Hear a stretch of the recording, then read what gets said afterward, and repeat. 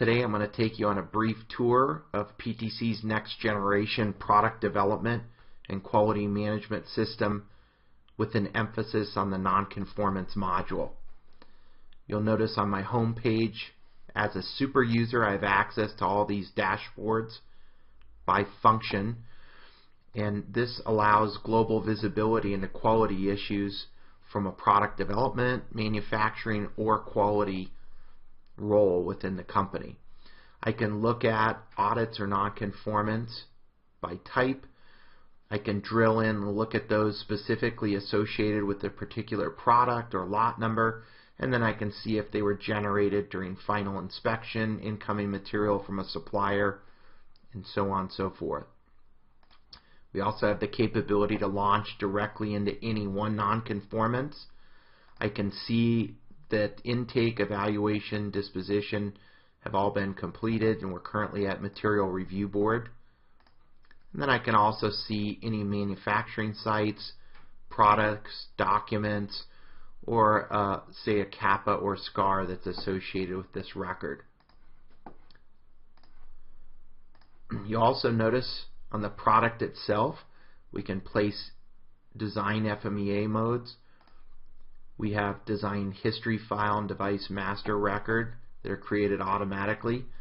Under the structure, we can manage the ECAD, MCAD, and software components within the bill of material.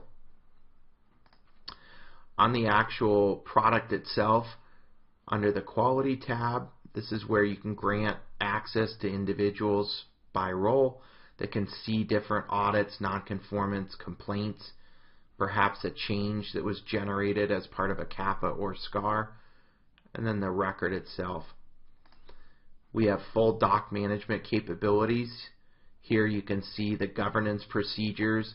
Each one can have its own life cycle and workflow as you go through and resolve some of the quality issues.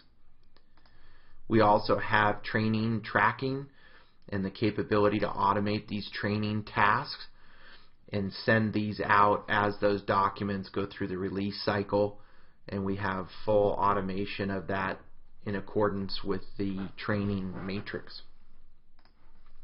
Under the nonconformance itself, here's where I can see a split lot disposition. We can track some of the costs associated with each.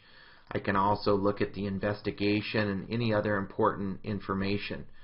At any time, these can be grouped together, nonconformance, complaints, say ineffective CAPAs, and then you can create a new CAPA or SCAR directly from any of those records.